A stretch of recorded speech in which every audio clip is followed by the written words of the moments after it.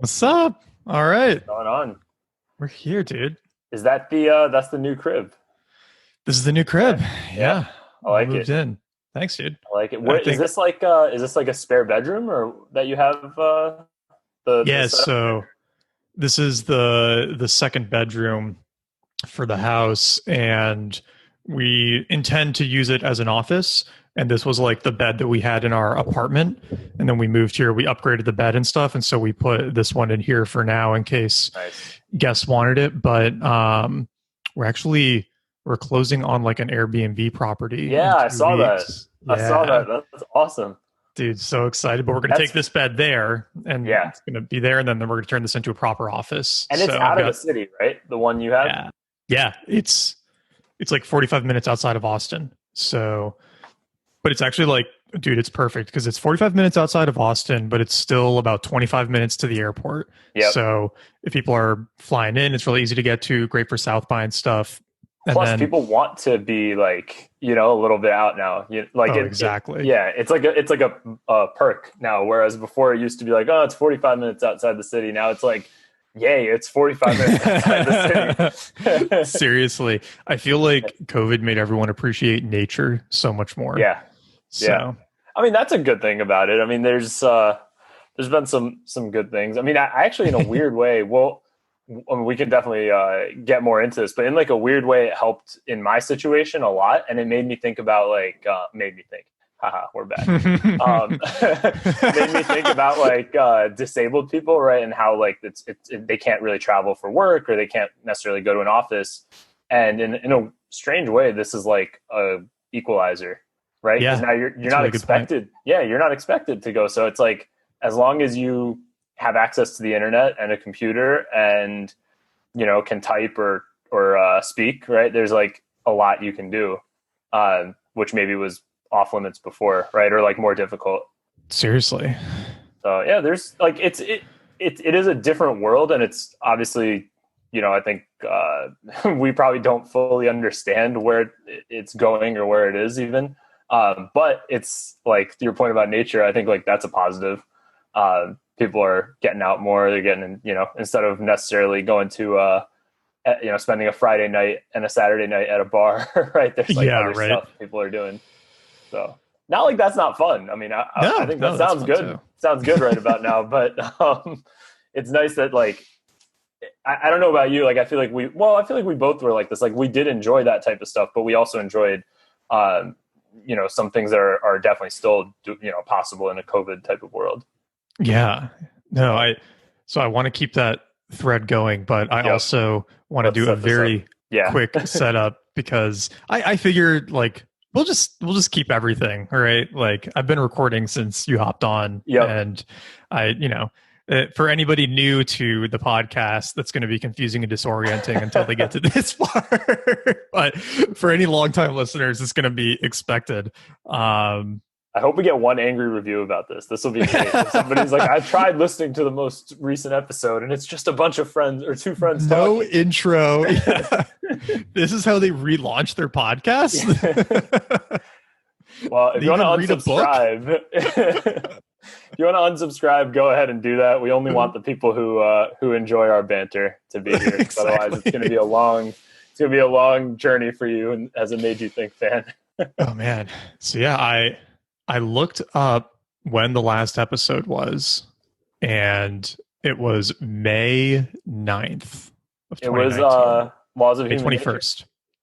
Was it Laws of Human Nature? Is that? Or no, it was Infinite Jest. That was the last Infinite Jest. Yeah, the Infinite Jest follow-up episode was May 21st. So it's been over a year. It's been a year and 3 months? Yeah, that's a long time. That was also a weird episode. I'm sure you get this too. Like, I still get emails from people who come across that episode or DMs or like messages. I think there's a lot of interest in that book, but there's a real lack of content out there. I mean, there is a lot of content out there too. We found that for the follow-up episode, but it's one of those books. Like once somebody goes down the rabbit hole, right there, they keep going. I mean, it was a great episode.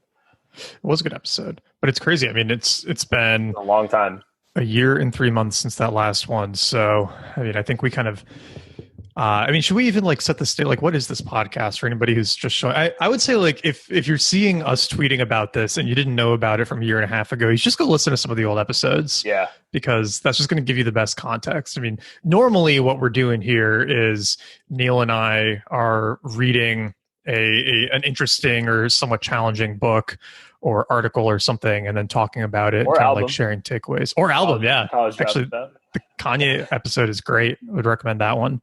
I recommend them all. They're all good. Yeah. But there's some that are a little heavier, right? Like there's some like, what was it? The crime? Well, no, not Crime and Punishment. Discipline and Discipline and Punish. Yeah, that's a heavy one. That's a heavy one. Denial of Death is kind of heavy. Death. There's like the Hiroshima one that we did. Oh yeah, Hiroshima Diaries. Heavy. That one's tough. But there's some good ones. Like there's some lighthearted ones. I would say not good. They're all. Oh yeah. College Dropout. That was a fun one. It's great. Yeah. Well, anyway, go through the archive. We've heard from some people that they end up going through all the episodes. So if that's you, we'll see you in about 100 hours, I think, probably. Yeah, somebody mentioned the other day that they've listened through the entire, what do we call it, discography twice? Yeah, basically. Yeah. Yeah, that's I don't a lot. Think my mom would do that. 240, 200. It's a lot of hours of audio. Yeah. You want to know something crazy though? We haven't recorded anything since May 2009. Our daily downloads are almost exactly the same. Wow. Since then, we're still getting 100 to 200 a day. And when we stopped recording, we were getting like 150 to 250 a day. Wow. So we're pretty close. And dude, we're a few days away from 250,000 total downloads. Thank you, everybody who's listening. It's pretty neat. Yeah, that's pretty awesome. Yeah, thank you guys for listening. It's what the coolest thing is, and this is true about like the internet, not just the podcast. But I think when we started, we thought it would just be like, I remember it was like a Nat Chat extension, basically, right? It was just like, hey, it would be fun if we talked about Anti-Fragile for an episode of Nat Chat, and it just like blew every other episode out of the water. Well, but we were also just thinking, we were like, I don't think we expected it to be something that would attract a lot of different people. Like, I don't know, I at least thought it would just be a smallish audience, like, a nice little niche podcast, which it is definitely a niche podcast, but it's so interesting, like seeing that there's so many like-minded people, right? Who are like, maybe not like-minded in every way, but they're like-minded in the sense that they like things that make you think. So, exactly. Yeah. So I mean, it's just been cool. Like 250,000 downloads is an interesting milestone, but it's just been a pretty fun journey. And I mean, I'm really glad we're starting to pick it back up. Yeah. So I guess we should share the plan, right? I mean, because you and I had talked about this kind of on and off for a while, and like a lot of false starts and things. Yep. And I think, what you pinpointed that was insightful was that the original schedule for this podcast was actually insane. It was insane. In hindsight, I don't know how, like, what were we thinking? Well, yeah. I mean, it was good, though. We did make it happen. We made it happen. Yeah, we did it. But like when we started it, I really wasn't doing Growth Machine yet, or I had just started it, but it wasn't much of a company. And you were early on in Unlimited Brewing, so I think we had more time. Yes. We did. Where we could read a book a week and have a 2 to 3 hour discussion on it, right? Like, right. Yeah. And then as things ramped up, then continuing to do that, which we did. I just know there were certain weeks I think I even told you, like, I would be finishing the book like right before the episode. Yep. Yeah. It just became kind of like unsustainable. So I think the new plan, right, is do something every 3 to 4 weeks, something we can actually stick to and, take it easy. I mean, because I remember when we started, we were saying we should do once a week because that's how much you post a podcast to get an audience. But we haven't posted in a year and 3 months and we're still getting all these downloads. So I think we're okay. I think also the scale back. Like podcasts have evolved, I feel like, since we started too. Cause that was, what was that? 2017, right? That was, it was a long time ago. So I think it was, maybe our impression was that it had to be a, every week or very regular schedule. Not all of us are as insane as Joe Rogan to do 3 episodes a week. Right. But I mean, there's so many other types of, like, podcast is it's evolved so much since 2017, right? Like you have Dan Carlin who does an episode, it seems like every 6 months or something. Yeah. But they're so good, right? So there's a balance. Like, everybody has to balance out like what else is going on, plus the preparation. Because I think that's something we talked about even before we decided to start back up. It's like it wasn't the actual recording that was tough. It was it was like to do the episode well, you really have to prepare. Like I can't speak for you, Nat, but I'm sure your answer is pretty similar. Like, we always read the books that we were doing. Yeah. Like we were not, skimming online notes or looking at other people's notes and just using that to do the discussion. Like we were reading the book, and then many times we were looking other stuff up and bringing it to the episode. So it was a lot of prep work. Yeah, and I think to do it well, it requires that much prep work. Oh yeah, and we want to do it well, and we want to read the tougher books. One thing that we had to do sometimes that I didn't love that we had to do is we would say, okay, we want to read Atlas Shrugged or Infinite Jest or whatever. So we're going to schedule some short books or short articles in between to give ourselves the bandwidth to read the big books. And I like what we're doing now, where we're saying, okay, we're just going to do it every 3 to 4 weeks. That's going to give us a lot more time to actually finish the material and come really well prepared for it without feeling rushed. And I think also just making sure that we don't turn reading into an unenjoyable activity. I know that like pushing myself through Infinite Jest so that we could do the episode, I didn't read a book for 2 months after that. I needed a complete break from reading, which is not desirable either, right? Yeah, especially like that type of book that's so I don't know, don't want to use the word dense, but it's not dense. It's just heavy. Like all consuming. Heavy, yeah. It's not like, it kind of, this is going to make it sound bad. It's going to make people not want to read it. But yeah, I needed the break as well after. So yeah, and not every book was like that, right? I mean, some were pretty quick or light or whatever. But yeah, many of them were monsters, which I think that's part of, well, and you guys can tell us if this is true or not.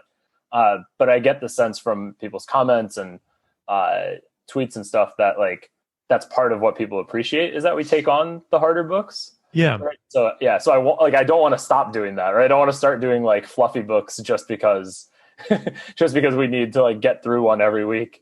Our next episode is going to be "You Are a Badass" by Sincero, or Outliers or something like that. There we go. We're just going to go to the airport and buy the dumbest looking pop business book we can find. The sad thing is like those books sell so well. I don't know. Don't even get me started on millions of copies. Don't even get me started on that. Yeah, it's like it's almost like it's actually similar to music in some sense, right? Because it's like somebody can have an incredible mixtape that like the hardcore fans really like, or just something that like isn't popular, right?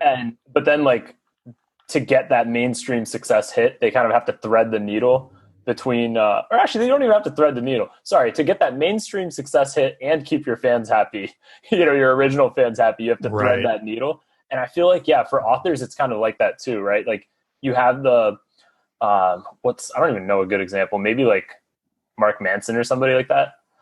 I don't know. Somebody like people who are, I don't want to like throw anybody under the bus either, but it's like, basically there's authors who've written, great blogs or very well followed blogs. And, then they want to get like a mainstream success, book. And sometimes those books get more pop-ish. And, that's what sells well at the airport. Oh, definitely. I'll hate the player. No. Don't blame it at all. It's just like you have to find that balance between making money and doing the work you want to do. Exactly. But yeah, on a similar note, I've been seeing that kind of with like TikTok. I don't know if you've noticed this too, and I've seen other people point this out as well.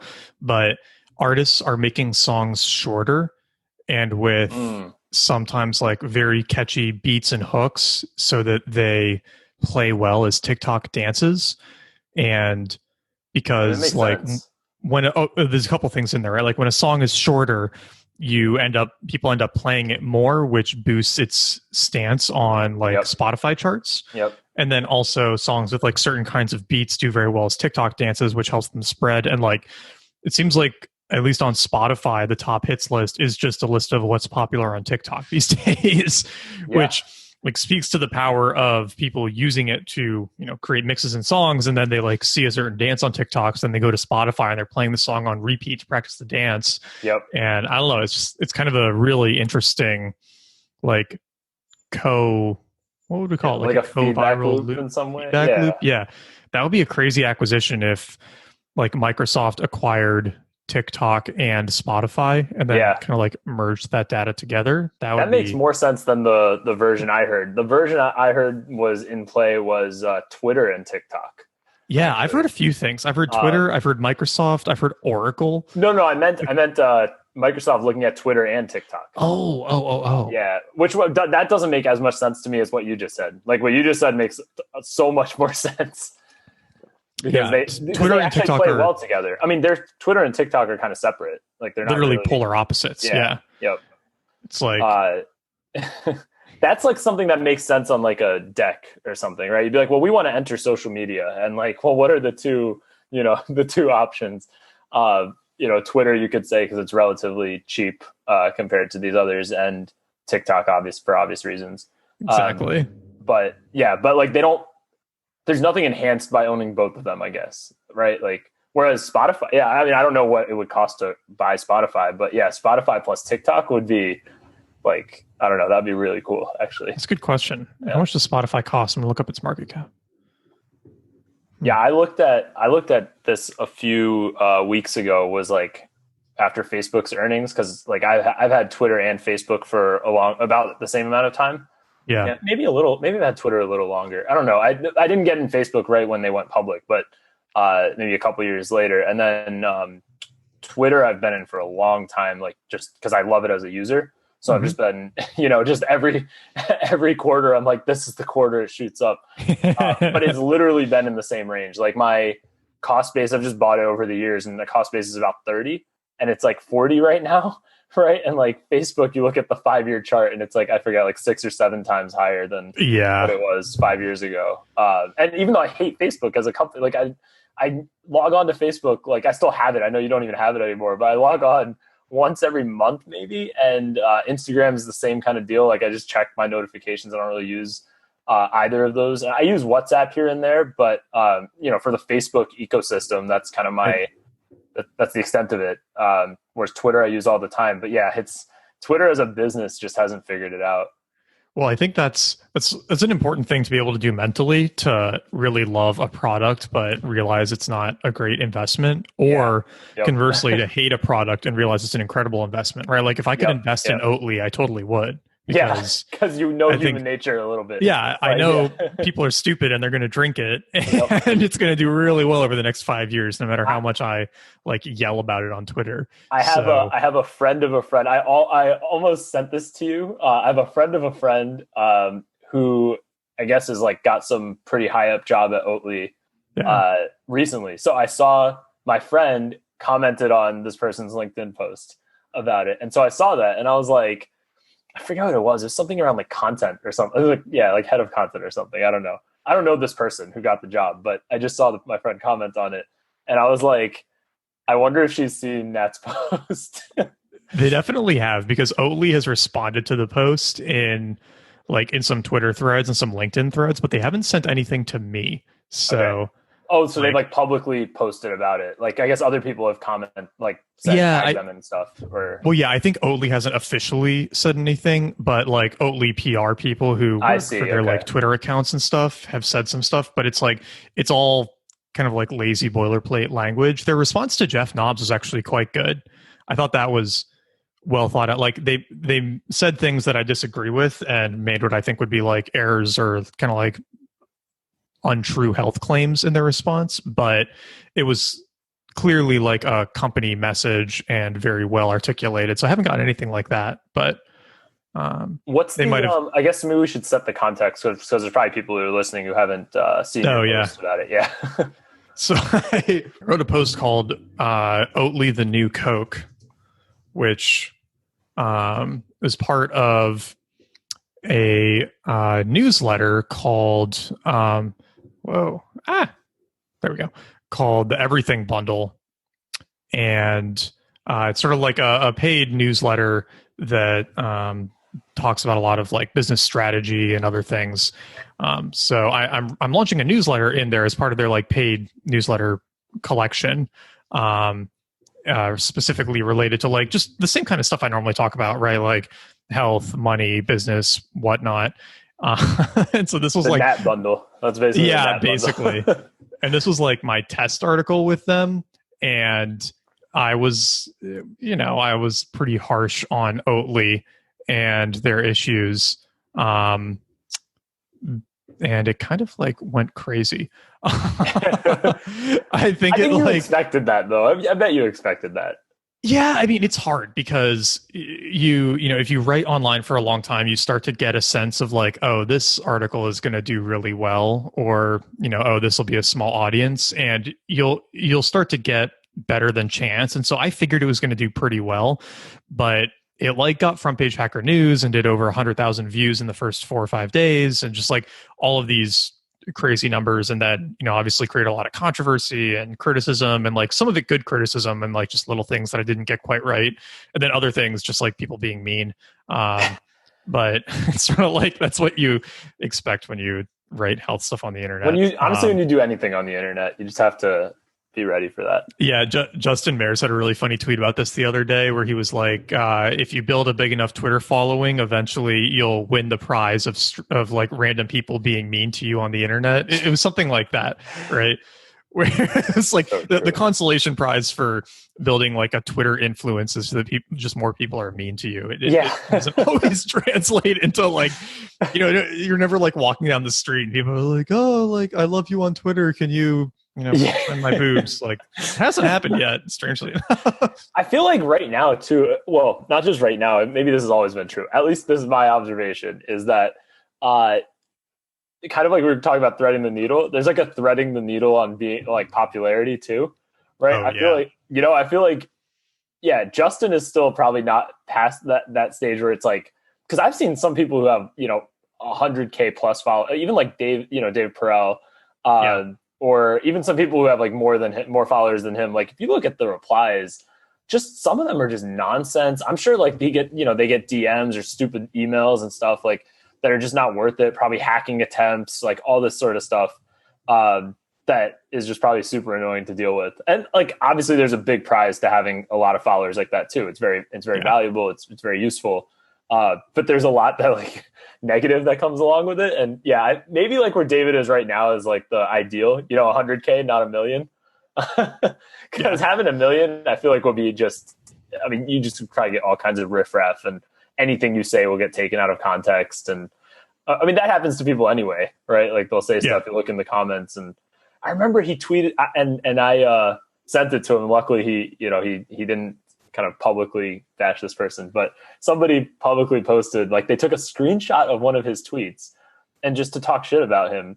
But they didn't tag him. And I used to follow this person. So I saw it and I was like, I like sent that guy a message. Be like, why didn't you just like quote tweet this so he could actually respond to you? Yeah. Like, it's just like, why are you just sniping at this person for no reason? Dude. And it's like, I don't know. I noticed this in myself in the last few months where so because of the Rome stuff, I started getting a lot more Twitter followers and just like generally having more Twitter activity. And I hit some point where I just started getting a little bit more of that like negative inbound and a little bit more of the like critical stuff. And I noticed it was like putting me into more of this like fight or flight mental space a lot of the time. And it was getting kind of unhealthy and depressive and very reactionary. And I noticed meaning anytime you tweeted something, you'd get some people pushing back on it. No, meaning I was seeing fights where there weren't any, or I was starting fights where there didn't need to be, or I was taking things out of context and just assuming somebody was being snarky or mean when they weren't, or I was picking fights with other people for no reason. And it's something I've had to actively think about and work on, because I've just felt like Twitter was messing with my head and making me into a more negative person. And that's honestly the hard thing with some of these articles too, like the Oatly article, right? It's kind of an inherently negative and in some ways mean, at least to Oatly article. And I'm fine being mean to Oatly because I think they're a bad company. But when you put out some of that negative energy, you're going to get some of it back. And if you're not really careful with how you take care of your mind in response to it, it can give you like a really bad internet experience pretty quickly. And so, I mean, just this past weekend, I basically had to install a blocker on my phone and block myself from Twitter all weekend because that's actually a good idea. I mean, it was great. Yeah, I enjoyed my weekend a lot more.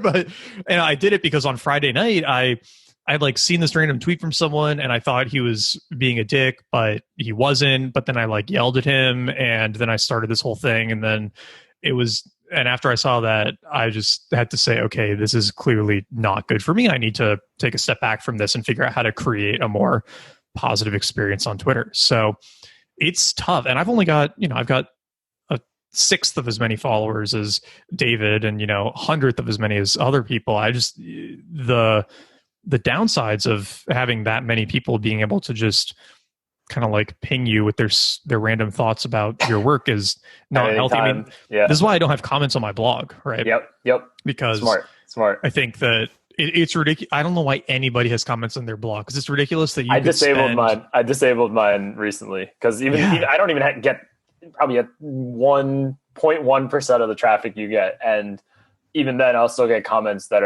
I'm just like I don't want to respond with like a whole new essay to this person. It's like I spent but you feel compelled 2 weeks. I spent 2 weeks writing this essay, but then you get to append your like stupid thought you had while you were shitting and reading this article to my like it's so ridiculous. And there are a lot of people who do really thoughtful comments. But there was some article I had posted where I mentioned something about Steve Jobs's death, and I mentioned pancreatic cancer, and this person like called me out on one of my comments being like, well, Steve Jobs didn't actually die of pancreatic cancer. He had this thing that was like just this whole thing, like critiquing him. Like that wasn't the point of the article. Like I didn't write like a medical article. It was like, it was like about something totally different. And he found this and I have such little traffic compared to people, like you or some other people. And I'm just like, why did you comment on this tiny ass blog on the internet? That drives me crazy when people post this like gotcha about some non-important part of the article as if that discredits everything else in it. But then you feel like you have to respond to it because other people might see and be like, oh yeah, like this guy showed Neil, right? But there is, I think to your point about like seeing fights where there aren't any, I felt that as well. Like there was and I think part of it also ties to like people sometimes say things provocatively, whether in a comment or in a post, right? Just for attention, because that's what works on Twitter. So there's some of that going on too. Like there was this one, I forget who shared it, but it was a thread about Spotify, and one of the parts that I thought was really interesting and relevant to some of the stuff that I talk about was how they got their deals with the record labels originally. And how they got really good deals in terms of like what they pay per stream to the record labels. And so the record labels have equity in Spotify, and that was like part of it. So they gave equity, and then they don't have to pay much in cash, as you probably know. Like the artists don't get a ton of money off Spotify. Right. So that's like that's kind of what led to that, right? So like the record label is negotiated on behalf of the artists, and that's how they do it.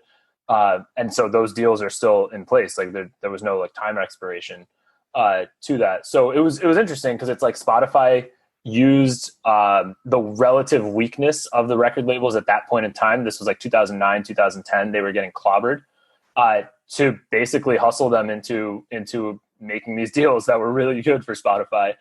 So I basically shared that. And this guy doesn't even follow me or the other guy whose article I shared. So I don't know how he came across it. He had a really snarky reply about how like, he's like, well, they're basically stealing from the artists. Is this the lesson that startups should be taking from Spotify? And like, but he said it in like a meaner way. I almost responded in a mean way back, but I kind of took a step back. It's like, this guy's probably just doing this for attention. It's like one of those like 10 follower accounts. You know what I'm talking about? Yeah. But I did respond. I was first thinking of not responding. I basically responded with like, he was saying how Spotify's CEO had previously worked at uTorrent. So he's like, he basically invented the torrenting industry. And I like looked it up. He did work at uTorrent as the CEO for about 6 months, I think. But not for, cool. So it was like well after torrents were mainstream. and it looks like he left, and he joined because I think he's friends with like the guy who started it or something. But yeah, like basically, so he's talked about this because I saw it in an interview. He said he looked at how torrenting and piracy was basically destroying the music industry. So his idea was to make something that was better than torrenting, but legal, right? Like, and that's kind of what Spotify is. Like, there's no need to torrent music anymore. No, I used to torrent music all the time, and then Spotify came out, and now there was no need to. Same thing with Netflix, right? Yep. Why torrent when you just have tons of movies available all the time? Exactly. Like, why do you need to? Like, it's not worth even the time to go figure that out. And it's so much easier to just pay the small subscription, and you get it all legally and for and it's all there for you. Yeah, and it always works. You don't have to worry about viruses. Like, there's all the there's all like it's so much easier. So anyway, that's like how he. So I responded in a not angry way, but just like clear way that like this is, and I put a link in there, and actually the guy was not like, we had actually a pretty good conversation after that. We went on for a few more tweets. Yeah, he wasn't like trying to be mean about it. I think he was just like trying to make the point that like the artists don't get paid very much from Spotify, and like he's right about that. But that wasn't like the lesson I was pointing out there. I was pointing out that Spotify as a very, very tiny company in 2009 was able to negotiate some very favorable deals with basically the largest companies in their industry. So we were kind of like talking past each other in the initial exchange, but then turned out I think he was just wording something that way to get attention, basically. It wasn't meant to be like mean to me, right? And I think that maybe a lot of times that's how these respond, like whoever's writing the response is trying to do it that way, and it's hard to not take it personally sometimes, though. Yeah, well, and I find too that a lot of times people are being mean, but then they don't realize there's somebody on the other end of it. Yeah, that's true too. Yep. And sometimes if you just respond and are like, "Hey, is everything okay?" or say something like that, it kind of like resets them a little bit. Yeah. Just like, "Hey, is anything going on? Like, are you all right? You seem really upset about this," or anything to that effect. I find tends to diffuse it really quickly, but because you're also treating them as a person too, then, right? Yeah. It's like, I know you're not actually this upset about this thing that I wrote. There's something else going on that is making you upset, and you're like taking it out on this random tweet for some reason. Yeah. I mean, that makes sense. Like, I mean, Twitter in a lot of ways, Twitter is real life, but in a lot of other ways, it's also not at all real life. Like, I mean, like, I think your idea of not using Twitter, or at least like skipping it for 2 days or 1 day is a really smart one. Because I mean, even like the riot videos and stuff, right? Like, if you start looking at those too much, it just messes with your head. Like, it feels like America is a complete war zone, which like maybe there are parts of the country which have violence going on in the streets for sure, but it's not the whole country, right? But if you look at certain threads on Twitter, it's just like that's all that's happening. Yeah. Well, and it's crazy how much that's distorting people's sense of what's actually going on. Yeah. Right.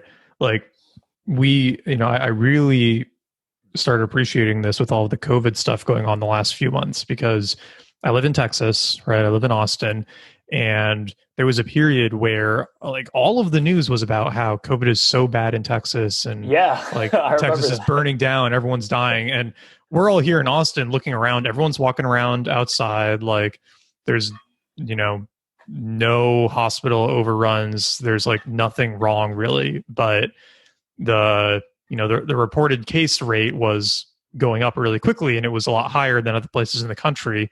And it's like, okay, yes, but we were also the slowest state to start testing people. And right. So like, it may not be because like it wasn't there before. It just now is showing up as data. Yeah. Well, and everyone was looking for the next New York, right? Like New York was legitimately a fucking awful situation. Yep. But then you started hearing about these numbers in other states, and everyone just assumed it was going to be New York part 2. And it's like, no. Like, New York is also just such a unique geography too. Yeah. Right. It's like, I mean, it's hard to compare New York. Yeah. I mean, we both live there. Like, it's hard to compare New York to Austin in like, they're basically not the same. Like, you can't compare them at all. Yeah. You're not taking, there's no subway, right? There's no, it's not the same thing. So and temperature, the climate is different. There's so many differences, but you're right. The media was looking for the next New York, basically. And remember they were basically like, it almost seemed like they were hunting for like the next ground. I mean, we could probably do a whole episode on when hopefully this is behind the world at some point.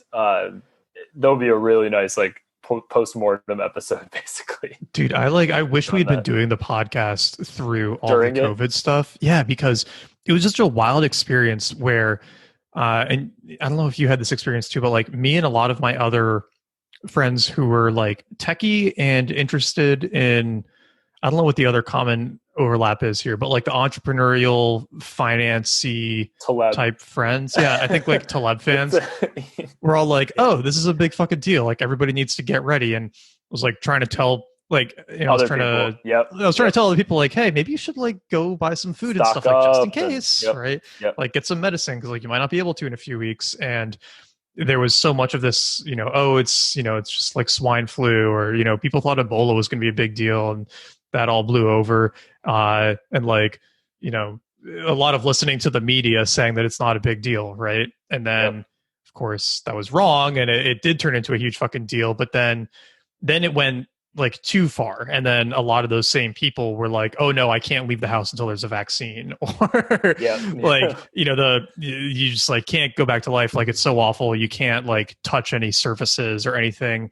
And then I felt like it was sort of like now I'm once again the crazy person, right? Where it's like in Austin, I mean, we're hanging out and we're like going to dinner at people's houses and living life normally, and everyone's doing contact tracing, but we're back to our normal life. The only thing we don't do anymore is we don't go to bars. Like that makes sense, because bars were clearly a massive transmission vector, right? Like the graph of Austin in particular is hilarious if you look at cases when they opened bars and then when they closed them again. Oh, it just spiked up when they did my God. Yeah, there's this huge hump 2 weeks after they opened bars, and then they shut them and it immediately drops off and goes back to like a very manageable rate. And so you look at that and you go, okay, we shouldn't be drinking alcohol in close proximity to each other. That makes sense. But we can go to a restaurant and sit outside. Like, it's not going to be the end of the world. I just like, it's been such an interesting case study in how like the amount of time the amount of information you get from like the news, quote unquote, is so unhealthy for having an accurate picture of what's going on. It's so unhealthy and so I don't know, like one thing you just said, which was like, I'm once again the crazy person, that like describes my life. I feel like I feel like you probably felt that way too. Like you're probably at some point you're just like at some time I just want to be like not the crazy person.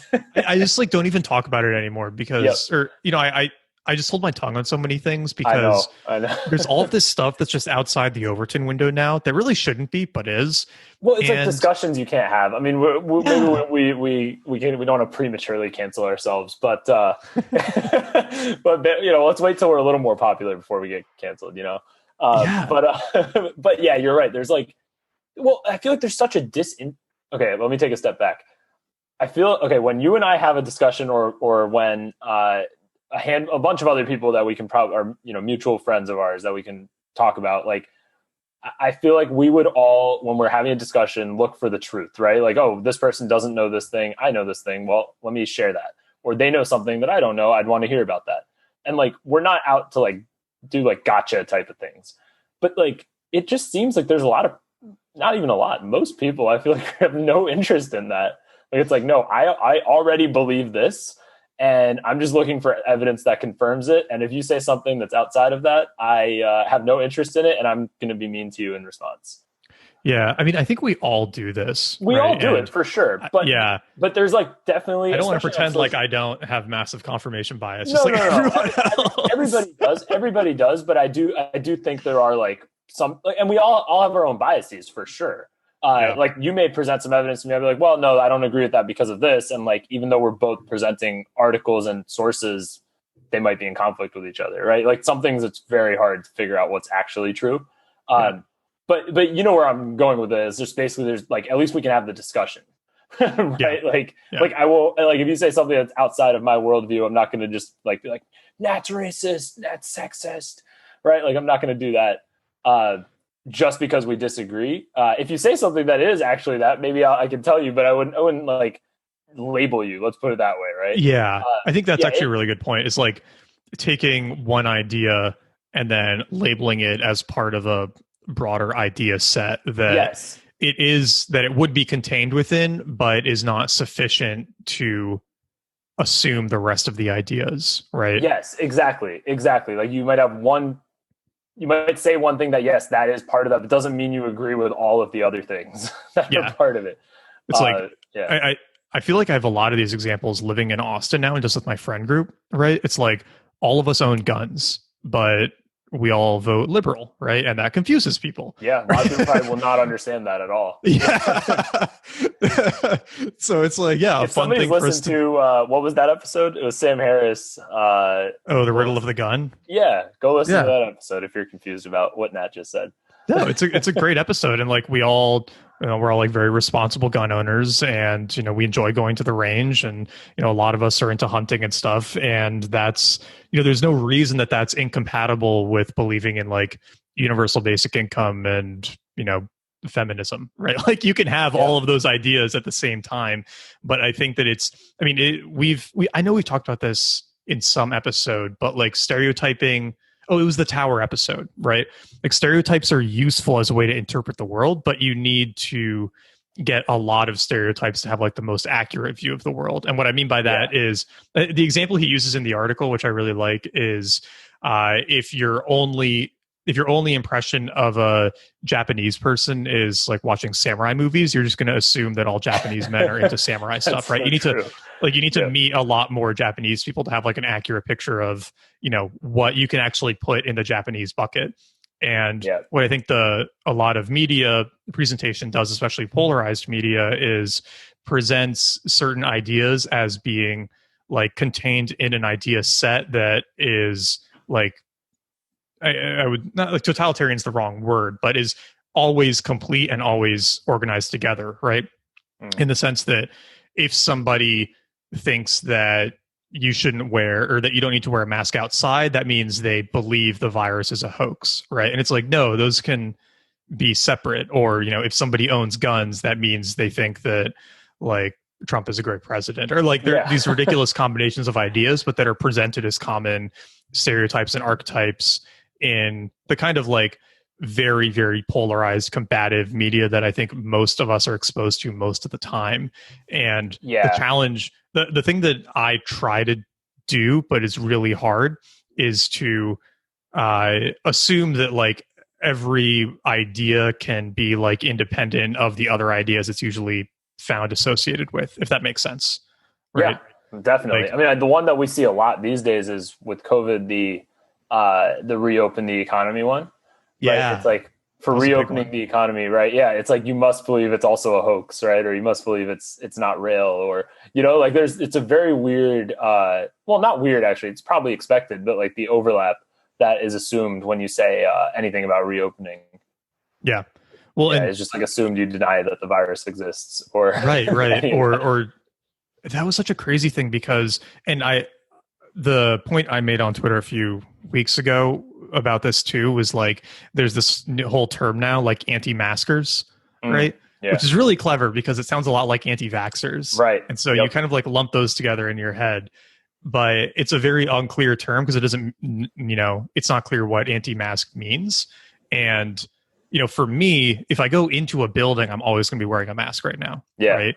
Yeah. Or if I'm in a crowded place outdoors, I'm always going to be wearing a mask. But if I'm out walking around in a park with my wife and dog, I don't need to be wearing a mask. Or if you're out for a run or something. Yeah, out for a run.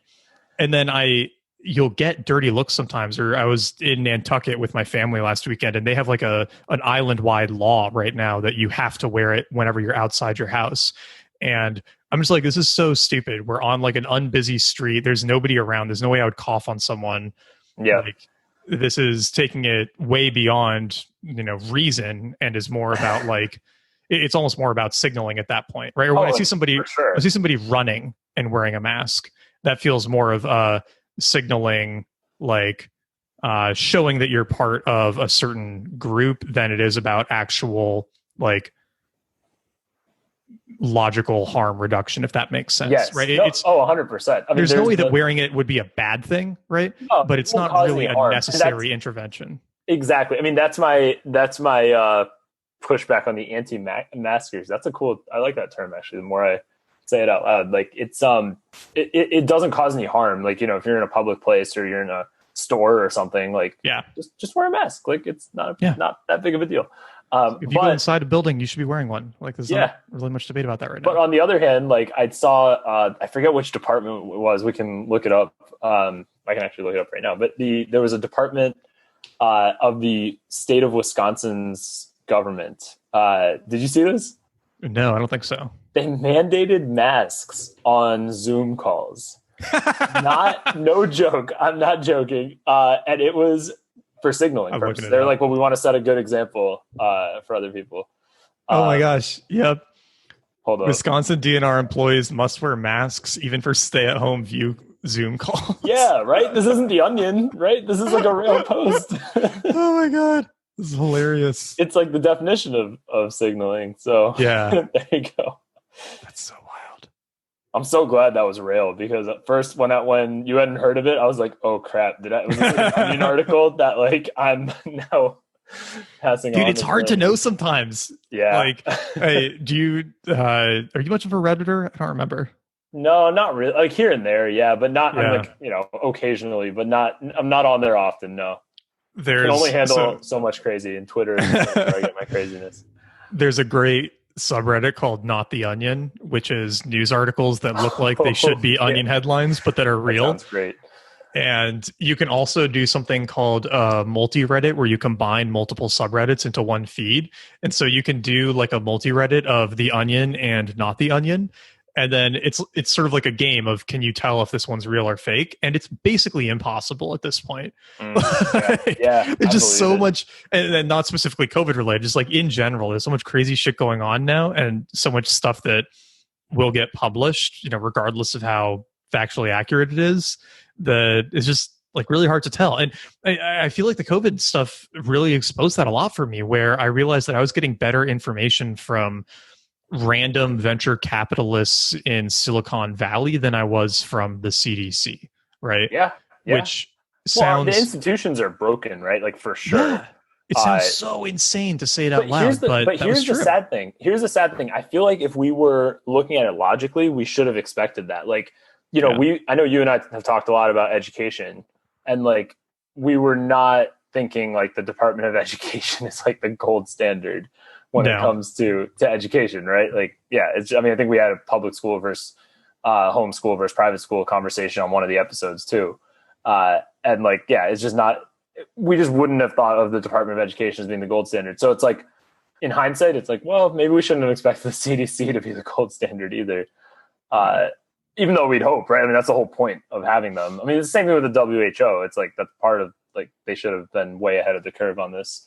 The idea that there was a whole period where both of those organizations were saying, like, don't wear masks, they don't do anything, is still just so mind-blowing to me.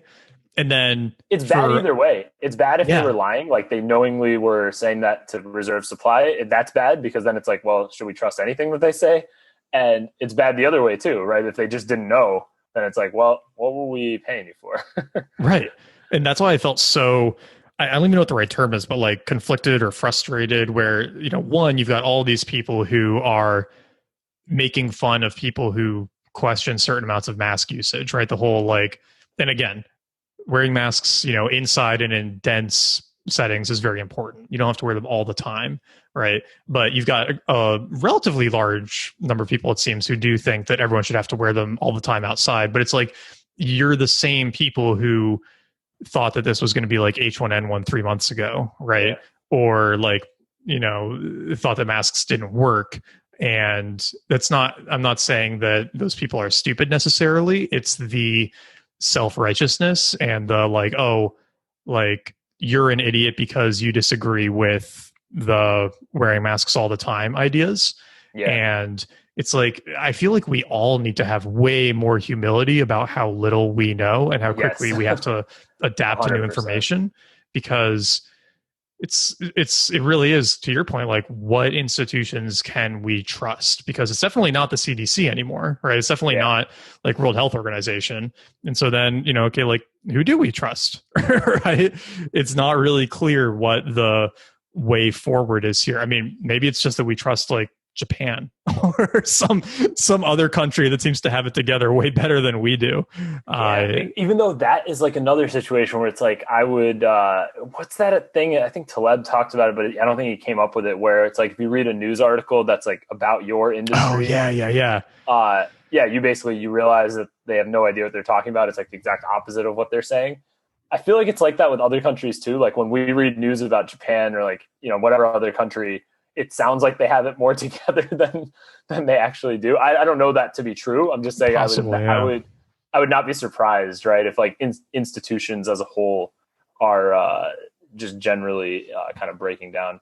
The other episode that we did that's there's a few, we can talk about all of them, but one episode that's super relevant that I've been seeing a lot lately is the How to Lie with Statistics. Oh, yeah. I was thinking about that too. I feel like I quote that book in the medley every 3 or 4 weeks at this point. It's so crazy. It's so crazy. And there's like people play games with like the labels on the axes, like the, where they start the y-axis, right? It won't start at 0, like just to make it look more dramatic. Yeah, there's so many games that have been played. And going back to something you said, like, it's not like these people are dumb or anybody is dumb who's kind of like, maybe being self-righteous about it. The self-righteousness part is the annoying part.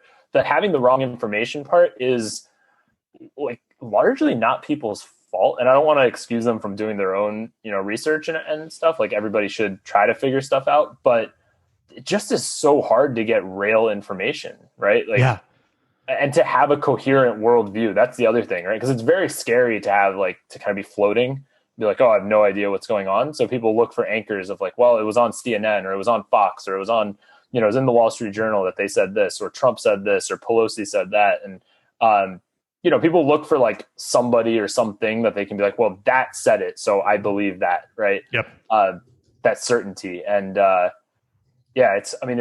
it's hard because like all of those people have been wrong. Every group that I just mentioned, which is in a position of authority, or like either a leading media company or a leading politician, like none of them have been right in this at various points. And it's becoming an issue for like everything. And I've noticed that this is kind of a big personal difference between certain people where, some people will say like, oh, well, the CDC says, or, oh, well, the FDA says, and to them, that is like a sign of truth.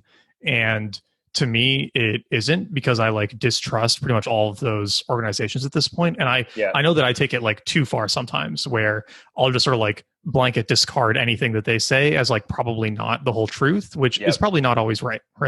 So it's like, that's your bias. That other way, that's my bias, right? Is that you give basically zero truth weight to anything that a government organization says about like almost anything. Like you have to go verify it yourself. You can't just take it at face value. But it's so hard to find accurate info for anything, because like everybody is misinterpreting it in some way to support their own biases, like including us, obviously. And I even had this experience last week where, I was reading this book for the article I just published today about, eating meat while caring about the environment. And in the book, they had this stat where they said, a pound of beef takes like 280 gallons of water, of blue water, right? Or, as low as 50 to 100 gallons of blue water for grass-fed beef. But a pound of rice takes 410 pounds of water, or 410 gallons of water. And I put it in the article, and then I kept going, and then I was reviewing the article again, and I was like, you know what, that number just doesn't sound quite right. And so I had to I opened the book, I went to where that section was in the book, I found their citation, I had to plug in their citation online. Their citation was like a study on the amount of water it takes to grow things. And it was like this big chart of all these different foodstuffs that you can grow and how much water they take. But the chart but the chart wasn't in like gallons of water per pound of food. It was like cubic meters of water per ton. So it was like this completely ridiculous measurement. So then you had to like reconvert it into gallons per pound. It took me at least 20 minutes to like do this research and to like compare all the metrics. And the number I got was like 66 pounds of or 66 gallons of blue water per rice, right? Which is like radically different than what they said, but their number sounds way better if you're writing a book about how eating meat is great, right? Yep. And the only way I could get their number is if I compared the blue water usage of meat with the total water usage of rice. And so comparing like apples and oranges. Yeah, basically. Doing the exact comparison that they were criticizing the plant-based industry of using to make meat look bad. And it was like, guys, you're like supposed to be the people who are, providing a more accurate representation here, but like I can't verify this information as you've cited it, and now I'm like skeptical about everything else in the book, right? Yeah, and that's tough. That's like exactly the problem the other side in their case was doing exactly the same thing. And now they're doing it too. So, but there's no way you can. And it took you a lot of time. It took me a lot of time. Yeah. Like I would love it if I could just trust citations in books and articles, but you can't, right? I mean, even like research papers are, they get fudged. They can get sponsored by, certain industries that want a certain result, right? Yep. Like there was one, I got to send it to you. I saved it. It was something around Beyond Meat. Maybe you already saw it. It was, I think, a couple of days ago being shared around like how it's reduces, I think it's cardiovascular damage compared to regular beef burgers, right? It's like Beyond Meat burgers versus regular beef burgers. And I just saw like the sample size. I have to look at it and send it to you without giving like the wrong information, but it was like a single digit different, like it was like two people different. Got different results. It was like so small. It was like, how do you, and also the other thing with, I don't want to talk about nutrition studies because I don't know anything about how they do it, but in cosmetics, like I'll tell, like I worked in the industry, so I can tell you exactly what I saw. Maybe if I've told the story of the podcast before, I guess you just have to sit through it again or fast forward. It's been a year and a half. We get to retell all our old stories. Exactly. So, Estee Lauder, where I used to work with, they do all their testing in Long Island for every product. And it's usually like an 8-week test. So let's say they're testing like a face cream. So you come in, if you're part of the study, which I believe on Tuesdays at 2 p.m. is typically when people would come in. So they come in, they do like a bunch of baseline, readings of your skin, like moisture, and they have different cameras. They can like take pictures and stuff. What's like infrared cameras like underneath your skin and what it looks like. And then there's some quantitative measures as well, like elasticity and moisture, and there's a few others that I don't even remember. But they do this once a week for 8 weeks typically, and some studies are 12 weeks, but 8 weeks typically. So there's a bunch of biases, right? So this is the data that they use for the whole world. Well, it's Long Island is, first of all, that's the only place they're testing. Mm-hmm. It's people who are available at 2 p.m. on a Tuesday. So people stay at home, moms typically, or housewives and stuff, right? And so there's your, bias right there. It's like 95% white. So because it's just like by demographics, it's just like what that place is and what the time is and what's the availability. So it's that. And then that doesn't even count like all the biases in the actual product application. So what they'll do is they'll give you the product. So at the end of the first week, they give you the product. You're supposed to apply it, whether it's every day or twice a day or whatever the instructions are, and then come back the next week and they'll just do those same measurements again. And there's no standardization of, okay, did you actually apply it right or wrong? Did you even apply it? You don't have to even use the product if there's no way to check. It's not science, right? Like this is not science. At the end of the trial, if they don't get the results they want, but they still think that it has potential, they just redo it. There's no body they have to go report to, like, oh, we did this trial, it failed, we're going to do it again and see how it. No, the world will never hear about that first trial if the results didn't go how they wanted. Then they just do it until they get the results they want, and then that's what goes on the package, like, oh, reduces the appearance of.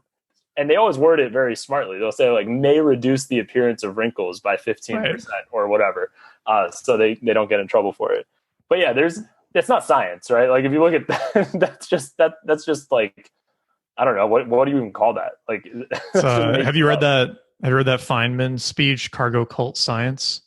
No, I haven't. That actually sounds really interesting. That's a must read. It could even be a good episode someday, or at least just something we talk about. But it was a speech he gave as like a graduation ceremony for, I don't remember for where, but the gist of the article is that during I can't remember, there was some period of time where like a bunch of like aid people were flying in resources to this area of, I want to say, Africa. And so they would like land the plane in the field and then bring in like resources, like, you know, food and, you know, stuff for shelter and whatnot. And they were doing this for a period. And like the locals, it was sort of like tribes people, I think, they, you know, started to kind of expect this, and then it stopped. But they kept doing all of the things that would need to be done before a shipment would come in. So kind of like doing a rain dance, basically, right? Like they kept the runway clear, and they were like setting out, and they would go and like wait for the planes every, you know, week or two. And they were doing like the scientific method in a certain sense, right? Where it was like, oh, we've, you know, observed this result. And if we just like, you know, if we do this thing, then we're like going to bring about that result. But they didn't really understand what was going on. And even though they were doing, you know, all of the behavior of like bringing about the end result, they didn't understand like the underlying process of how they were getting those supplies. They thought it was them, you know, going to the runway and waiting and stuff, but it never like showed up because they didn't actually understand the underlying mechanics. So there's a lot of like, we all do that. That's like, we do it all the time, right? It's like, well, this morning routine really works for me, or like, you know what I'm talking about? Like, this, yeah. Here, I brought it up, so I'll read this passage from it because it's really good. Okay. In the South Seas, there is a cargo cult of people. During the war, they saw airplanes land with lots of good materials, and they want the same thing to happen now. So they've arranged to make things like runways, to put fires along the sides of the runways, to make wooden hut for man to sit in with 2 wooden pieces on his head like headphones and bars of bamboo sticking out like antennas.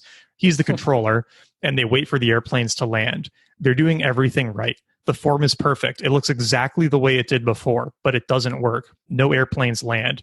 So I call these things cargo cult science because they follow all the apparent precepts and forms of scientific investigation, but they're missing something essential because the planes don't land, right? I feel like that's exactly what you're talking about, where they're doing a research study, but they're just like pretending to do a research study, or like they're wearing the wooden headphones. They're not actually doing science. It just looks like it. Yeah, and I think and in this case, it's one step further. I love that story, that passage. By the way, I gotta read that whole thing. It's really good. I feel like we all do that, right, for certain things. Oh, absolutely. What's that famous phrase about advertising? It's like 50% of ads work. I just don't know which half, or something, right? There's something. Some phrase like that. That's true for a lot of things. Like, you know, we might have a morning routine, night routine. Like, my workspace has to be exactly like this. I prefer, you know, this video chat app versus that one. Like, some of it matters, and a lot of it probably doesn't. And we just don't know which part matters and which part doesn't. Yeah. I say that about SEO a lot. It's like, there's a lot of stuff that we do for SEO, but nobody's 100% sure which parts of it actually matter and which parts don't. Yeah. Well, I mean, for the Estee Lauder example, I actually would take that even one step further. Like, it's not that they don't know. It's like there are actual scientists who work at Estee Lauder and do real science. Yeah. But for the metrics that they're going for, that's just marketing.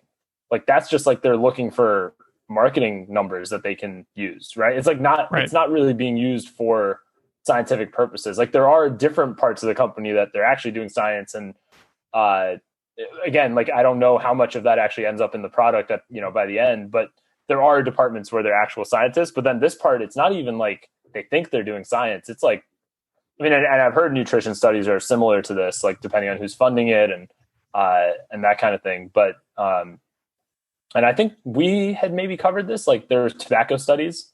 In Merchants of Doubt. Yeah. Yep. Yeah. We're basically like, they're looking for a result and they're funding the study, and then it's not really science. So, and I think the climate stuff too, right? Like that was in Merchants of Doubt. Yep. As well. Because it was like the same researchers who were doing all of those studies. Yeah. Yeah. So, I mean, there's a lot of, I mean, that also ties into COVID as well. I'm sure there's a lot of, there's some fishy stuff going on too, I think on. Oh yeah. Well, fishy or not, I mean, I don't even know. I know you posted about, hydroxychloroquine, which I'm not well versed on at all. And I saw you had posted on it and got like a ridiculous number of replies. I didn't even look. So that was a weird. I know nothing about it, but it seems like from what people post on Twitter, it's almost like a tribal thing, like whether you believe in it or not. I have no idea. It was really strange right now. I have no idea. I basically what I published was there was that Yale epidemiologist guy who wrote an article in Newsweek about how hydroxychloroquine could be like the cure for COVID. And there are a lot of good criticisms of the post, and I shared a few of them. And I think that his post actually doesn't really hold up. I think that there were some. I think the criticisms were stronger than his post. Yeah. But it was, I probably should have phrased the original tweet better, because I was basically saying that like it's clear that the hydroxychloroquine debate is like become very polarized and politicized. And so if there's a chance that it could be helpful and we're not talking about it because it's like got this strong association with Trump and people hating Trump, then the politicization of a medicine is like literally killing people. Right. Yeah. And I said a less eloquent version of that basically. And I was shocked at like how strong of a response that got, because it's a medicine, right? It's not a debate about, gun statistics and police brutality. It's like we're talking about whether a medicine could be helpful, right? Not necessarily the cure, but the question in my head was, if you knew you had COVID really early and you had the opportunity to take a bunch of hydroxychloroquine, is there a chance it could help? And what are the chances it would hurt you, right? And that's sort of the question I was trying to answer, and that I feel like the jury's still a little out on, but was really interesting to me. But yeah, the response to it was super like polarized on both sides, where you had a number of people who were saying like, oh yeah, it's like fake news is trying to hide stuff that could be really helpful. And then there was a lot of like, basically like you're a bad person for even wanting to talk about this. And then I'd say there was a third group of what were very clearly bots. Like, really? Yeah. We'll have to link to the tweet in the show notes, but go back and look at some of the responses when we bring it up. Let me see if I can find it. Because there are a bunch of bots on Twitter. But it was the first time. It was the first time that I had shared something and gotten responses where I was like, this is not a real human. Like, this is I don't know, who is making it? Is it part of like the Russian bot thing? Is it some other organization? But it was really, really strange to see it. And that was part of what made me think like, oh, there really is actually an area in Twitter of kind of like robots criticizing stuff. Yeah. Oh, and you know what? Some of the tweets are gone now, so they must have been bots, maybe. I think they must have been bots that got deleted by Twitter or something. Yeah. So that's super interesting to see too. But it was such a strange, like, I don't know. I don't even know what the right term for it is, but it really made me go like, oh, like even medicine is kind of political now. It's really strange. Yeah, it's really strange. I mean, there's like with drugs in particular, there's I don't know what the right, like you mentioned earlier about like not trusting the FDA. It's like, it's very interesting to think about who their actual customer is, right? Or like who, right, who they care about. Okay, I'm not an expert on this, so I just have like a personal experience with them. So I don't want to say this is like blanket true. But like, so my father has ALS, which but a lot of people in the audience may or may not know. And so there was no drug approved, I believe, between the 90s and like 2018, which is when he was diagnosed. And then this drug got approved in a very controversial way because the data was actually very unclear. And it requires 3 IV infusions per week, which are 3 to 4 hours long each. Right. So it's like very, very hard to do them at home. So you basically have to be either staying at like a nursing home or, there are home care that would do it, but it's very difficult. And it's also super expensive. Like the drug is covered by most insurances and it's covered by Medicare. But I think it's like $150,000 a year or something. Like it's very, very expensive. Oh yeah. And the net benefit is almost, even in their trial was like almost zero.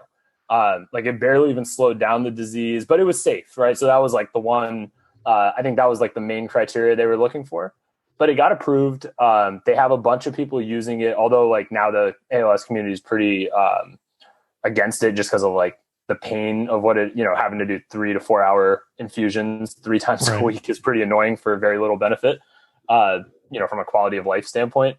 So like a lot of people don't use it anymore. But when it came out, like the first 2 years, a lot of people were using it.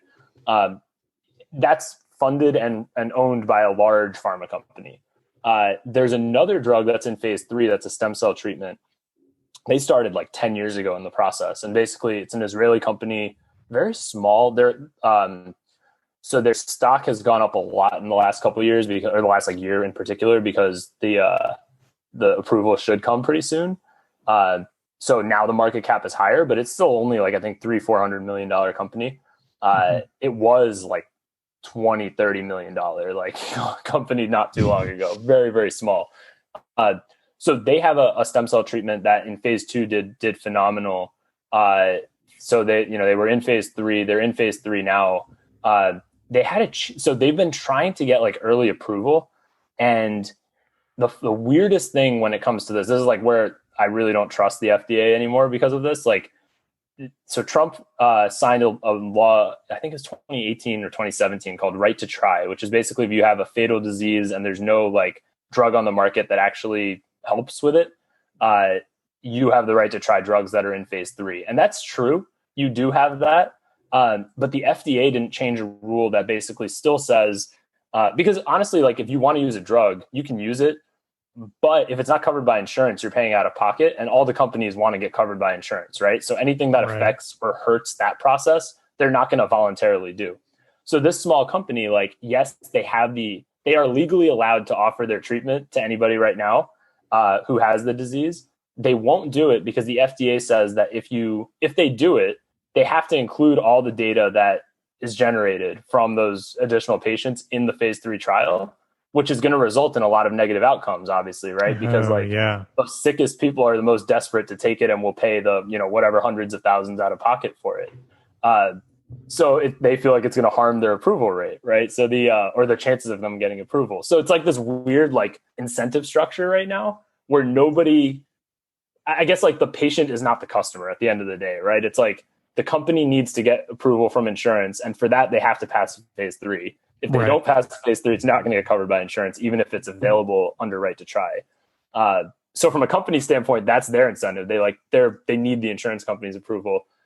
And the FDA is not like, we've had conversations with people at the FDA. My parents both worked in the health industry, so we had some relationships. Like they can't compel a company to manufacture and sell you a drug, right? So that's not allowed either. So it's like this weird dichotomy. And then it just kind of shows you like at least I don't know about other countries' healthcare systems. From what I've heard, they have their own issues, but at least in our healthcare system, the patient very often is not really the customer, right? It's like the insurance company and the drug company are sort of who the system is designed for.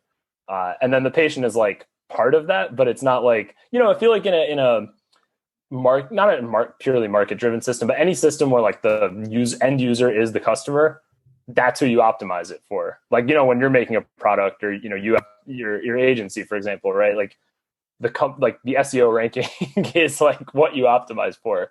Like if it's good, that means you're doing a good job. If it's bad, it means you're doing a bad job. There's not like a third party that's paying you. That's like, well, yeah, we don't really care if it works, but if you pass this like certification, that we will pay you. Like there's not like a third party payer system, I guess. It's very broken incentives. Yeah, it's broken incentives, but then it leads to like messed up outcomes too at the same time. And that's probably partially what's happening with the hydroxychloroquine stuff too, right? It's like because it's not from what I remember at least, it's a generic drug, right? So there's not really like a ton of money to be made either off of it. Like, is it generic or is it still on patent? Because if it's generic, then nobody's really making a ton of money off it, even if it's all just marketing at that point. I don't know, but it looks like generic. Yeah, I think it's generic from what it looks like.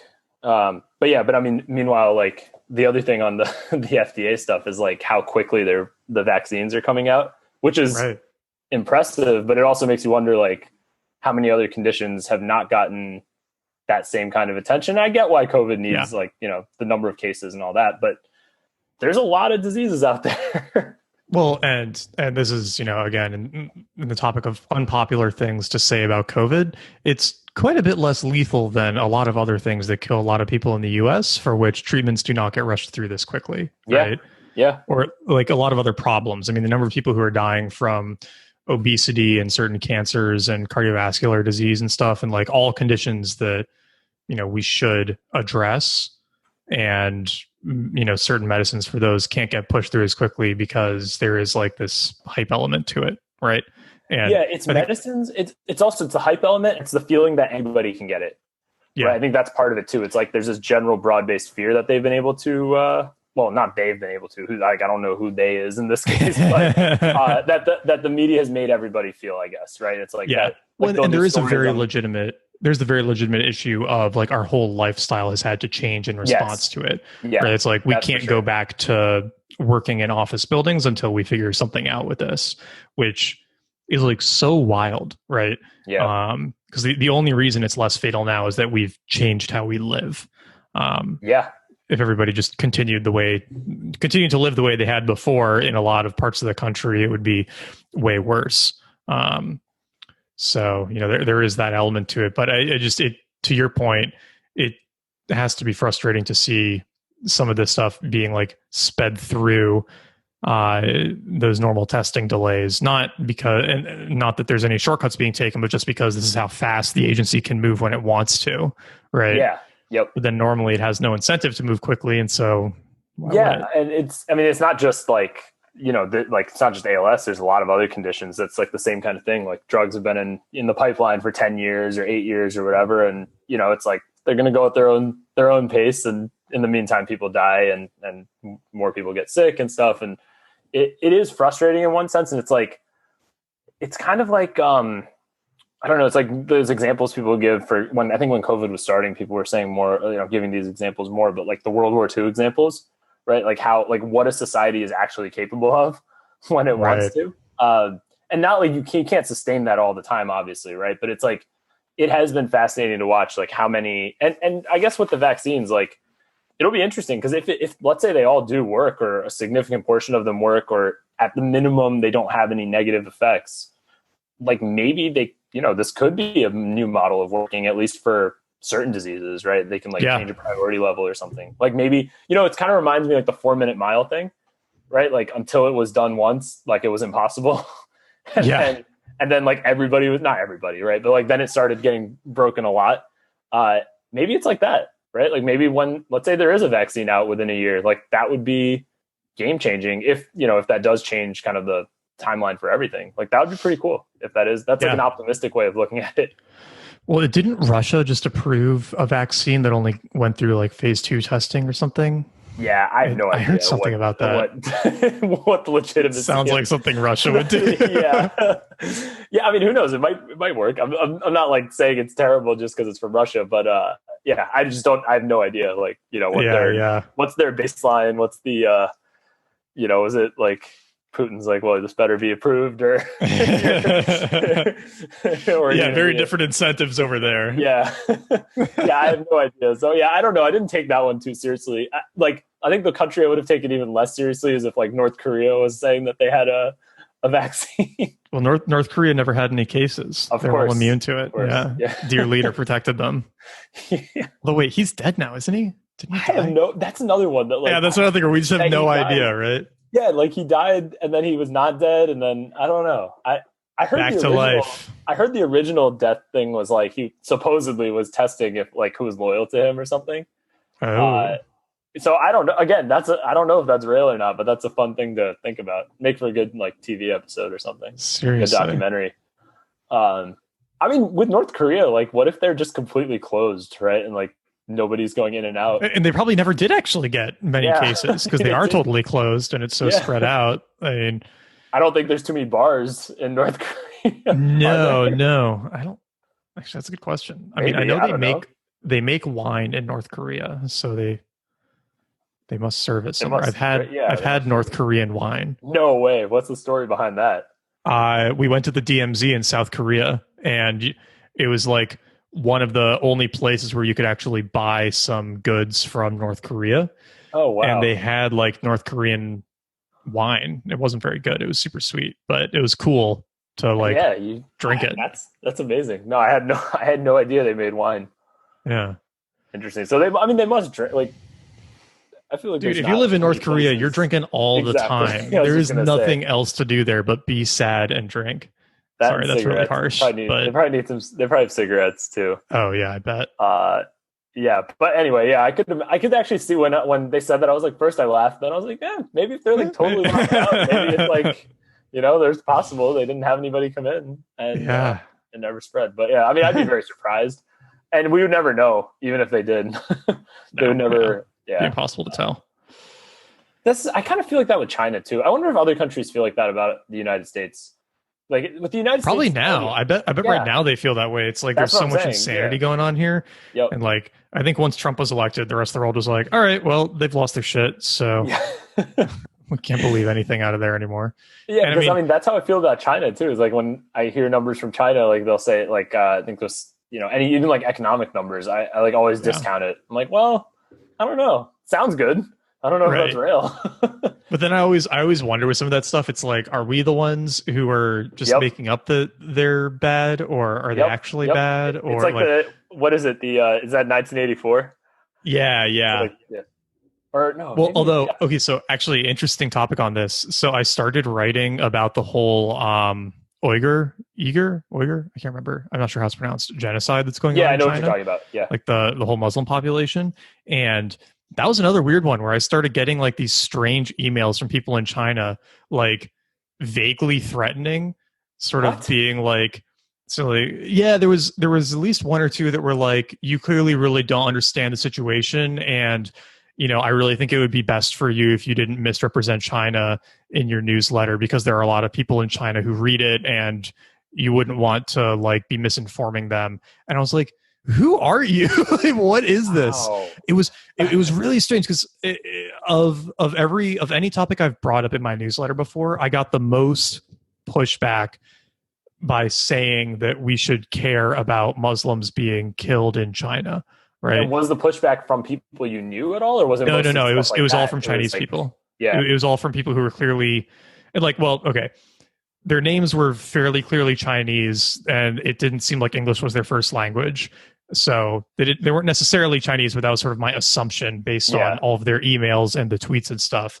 And I was just like, this is so strange. And then, I had to go back and look through the sources, and I was like, are we sure this is what's really going on over there? And it was like, yeah, I'm pretty sure this is what's actually going on. But all of these people clearly believed that there were no like concentration camps or like mass migration or anything, and that it was just like American propaganda. Right. But then, it of course made me start questioning things, right? It's like, well, what else do we believe that might actually be propaganda, or, what is propaganda in the country, or what is propaganda that's being exported out of the country, right? Like, I think that we've seen this a lot with the Trump presidency, where there's a lot of propaganda on both sides, like for and against him. And it's really accelerated the whole distrust of media ever since the election. Right. It's probably accelerated a lot. I feel like I'm guessing it's always been there. I mean, there's something, a nice rabbit hole, if you ever want to go down that rabbit hole, of Operation Mockingbird. Have you ever heard of that? I know the name, but remind me what it's about. Let me pull up the exact one so I don't have to make it up. They say it's alleged. I don't think it's alleged. But anyway, it's on Wikipedia, which... oh no, actually this says confirmed, actually. Okay, so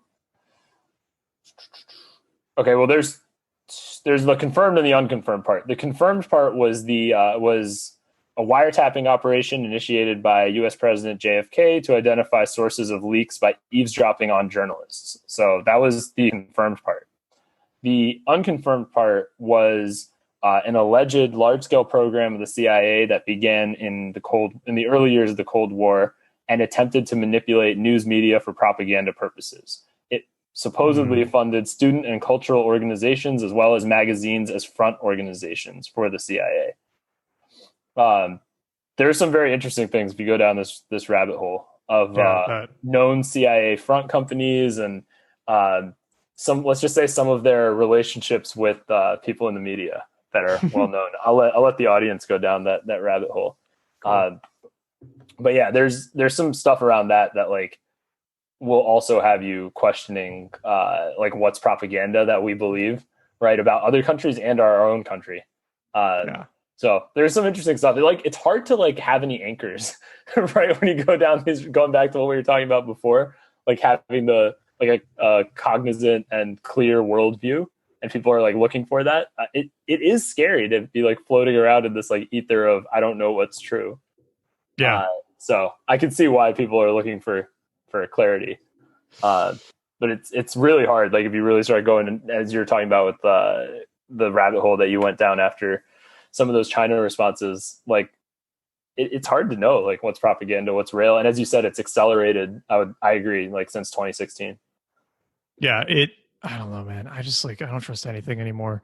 It's like, even with the election, right? It's like, I really don't think Trump is going to win, but I also like kind of think he still might. Like there's, I have no idea. I just remember what sentiment was like in 2016, and now everyone was like, oh, this is like ridiculous. There's no way he's going to win, right? Like Hillary's got it. And I'm worried that we're doing the exact same thing, right? And I have no idea. I also have like no idea. Like I feel like at that time I was pretty certain he was going to lose. Actually, like like I was in that camp and of being certain. And now I'm like this time I just feel like I have no sense of what's real. Like you'll see one poll that says one thing and another poll that says another thing, and then like even if those two polls agree, I'm like, wait, should I believe the polls because of like 26? You know, it's like I just don't have any anchor. Or any sense of like what's real or not. And then the other thing is like combined with COVID, right? Like how that's going to throw a wrench into everything. Well, and that's a really interesting force, because usually when the US is in crisis, and like I haven't fact checked these numbers, so this could be totally made up, but from other things that I've read, usually when a country's in crisis, they keep the current leader. Like there's less desire to like vote them out and replace them. And, you know, we're still in such like a bad crisis mentality. And, you know, I feel like there's so much of America that is not represented by like the microcosm of thought that the like whole coastal elite crowd that, you know, we're definitely part of is Twitter, exposed to. Like the Twitter bubble. the Twitter bubble. Like the part of Twitter that we're in, I guess, you know, that's what I mean. Like there's many parts of Twitter that we are not probably exposed to at all. Yeah. And it's like the world, or, you know, the country clearly is sort of like still very fearful. And I don't know if that means that they replace Trump or that they keep him because they're afraid of change. It's like Cabela's has been sold out of bullets for the last 3 months. Like that is crazy. It's one of the biggest sporting shops in the country, and they can't keep like handgun ammunition in stock for more than an hour. Yeah. I mean, that tells you something. It tells you like something about the mentality, point. Right? Yeah.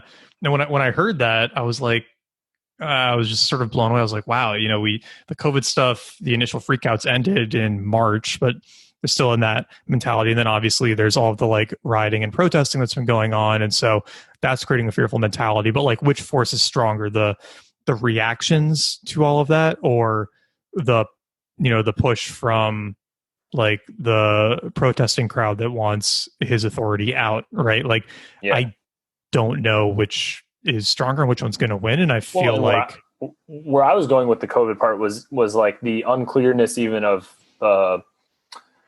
what's the right term? The legitimacy of the election, right? Like, that's going to be a really like, and this is actually where I think the like stocking up part, that part makes total logical sense to me, regardless of which side somebody is on. Just because you don't know what, like, this is kind of unprecedented. And I think, I don't know for sure, but I think it's unprecedented in that no matter who loses or whoever wins, I should say, whoever wins, like their legitimacy of their win will be questioned.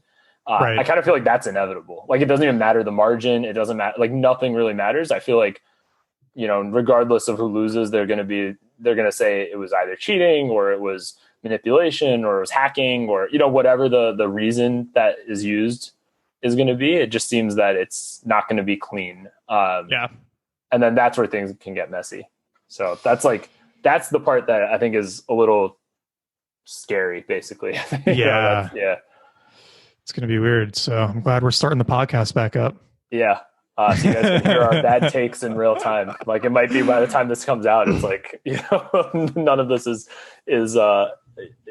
relevant, but I doubt that. I feel like, well, this episode won't take much editing, so we can probably get it out in a couple days. Yeah.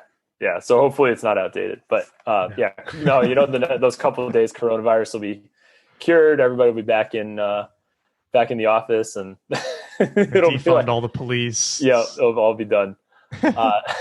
Actually, one last point before we wrap up. I think you said this in one of the episodes. I have no idea which one. Somebody who's listened to all of them once or twice can maybe tell us. You said something about how school is often like daycare, right? Or like, and I feel like that's so prominently clear now. Dude, and you were so right about that. I didn't see it as clearly at that time. Like, now I see it so clearly. Well, and there's a couple like points in here that I think get lost in the reopening schools debate. And this is another area where I have such a hard time with how like politically charged the opening schools discussion is, because the economy kind of needs schools as subsidized daycare and as food distribution for...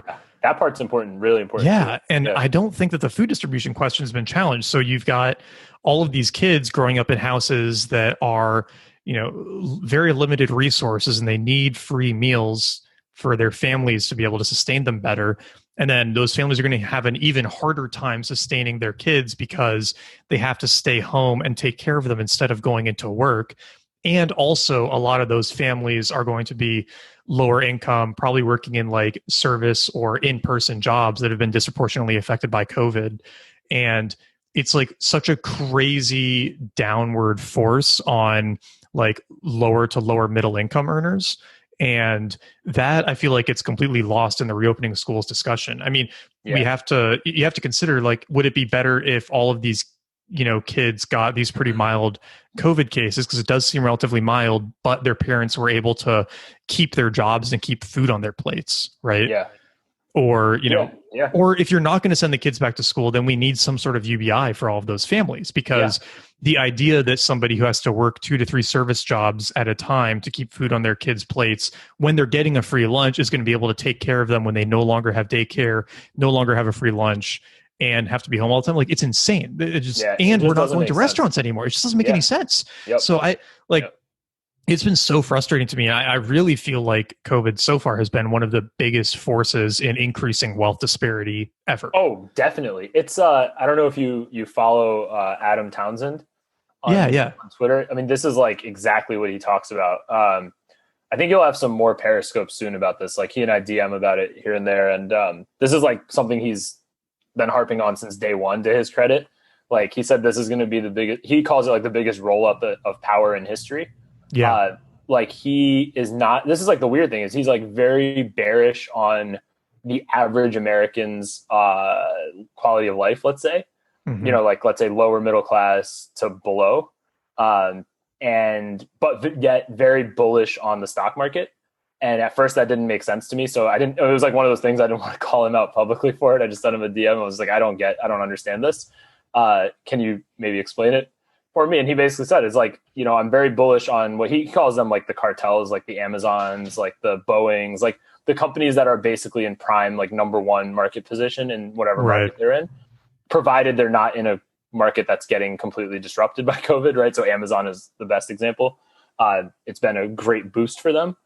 But then it's a great boost from 2 angles. It's a great boost in terms of the demand of their service, but then it's also a great boost in the sense that their retail competitors are just getting decimated, right? Yeah. So like, even post-COVID, they're not going to have many competitors. Like, you might have Walmart and Target and, maybe a handful of others, but like, retail is just completely screwed through COVID. Like, they were already in trouble. They were already on their heels, right? But like, this is just whacked them over the head. And I mean, that's just one example. Like, Amazon's just one example, but this is like, so he was saying like, Amazon, I'm very bullish on. If somebody invests in Amazon stock, like, there's probably a lot of room to still go up, even though it's gone up a lot, and for the foreseeable future. And yet, like, that doesn't translate to the average American, let's say. Right. So to your point of like wealth disparity. I completely agree. Well, yeah, that, and I think it really highlighted, and this sounds kind of bad, but it's like how little those businesses are actually factors in the economy, quote unquote, right? It's like all in-person businesses basically shut down and the stock market went up. Yeah, although those might be unrelated. Like exactly, that's what I'm saying, is that they're like unrelated in the sense that you can have 25% of the country out of work, but the most, the biggest players in the economy are still growing because there's been so much concentration of like value and purchasing like in those businesses. Yeah. Right. And like we saw this at Growth Machine with a lot of our e-commerce clients where COVID hit and their business like doubled in the span of a month or two. Yeah. Because, nobody was going to wine shops anymore. They were ordering wine online, or, everybody was like bringing their business online. So they needed more like consumer SaaS tools, just all of this stuff like exploded. Meanwhile, all these other businesses are, rapidly dying. And it's just like, there's so many different forces going on. I think the real estate market, we still don't know how that's going to shake out, where you've got all these people not paying rent or defaulting on their mortgages, and we don't know what's going to happen there. Same thing with commercial real estate, like what's going to happen to all of these big leases, right? And luckily, a lot of those are like 9, 12, 15-year leases, so it's going to be a long time for that to shake out. But did you see, you saw what Pinterest did in San Francisco? No, what'd they do? They paid $90 million to get out of their lease, like a one-time upfront fee, just to get out. And I think they had a massive space. It was like I think it was like 400,000 square feet is what I saw. Wow. It was a massive space that they had taken on. Yeah, I think it was like not just them. It was like their headquarters, plus there was like some other stuff they were doing in there that it was like retail space that they had the lease for, but then they were subleasing it and stuff. But they paid the landlord, I forget who, it was like one of the big commercial real estate companies, a $90 million like negotiated upfront fee just to get out of it. And they said they're going remote. So yeah, it's like, that's you're right. That's a market that we'll see what happens. Dude, I don't think the remote's going to stick though. I think that a lot of these companies are going to walk it back. I think it's going to be certain types of companies that can do it, right? Like, yeah. I think smaller companies for sure, I think can keep it up like as remote, right? Like largely. Like, I don't know, do you see Growth Machine having an office at some point? No, I don't see us ever having an office, but we were remote from day one and we hired for remote. And, it's like it's sort of like built into the architecture. I think that's what I mean. I mean, like your type of company, I don't see now going to an office. You know what I mean? Like, I think that'll stay remote. But yeah, I like for the bigger companies, there's no way. Like, I don't think it'll stay fully. Well, I mean, I don't want to say no way. It could be. On the flip side, I think there will be a few things, right? Like they're going to save all this money on office space. They're going to realize that a lot of their employees weren't doing anything, and so they'll fire them. And all of their employees are going to move to lower cost of living places, and so they'll end up getting cost of living salary adjustments. And do you think that it'll reduce salaries? Yeah. Some of them have already said they're going to do it. I think Facebook said they're going to do it. Yeah. That's such a Facebook thing to do.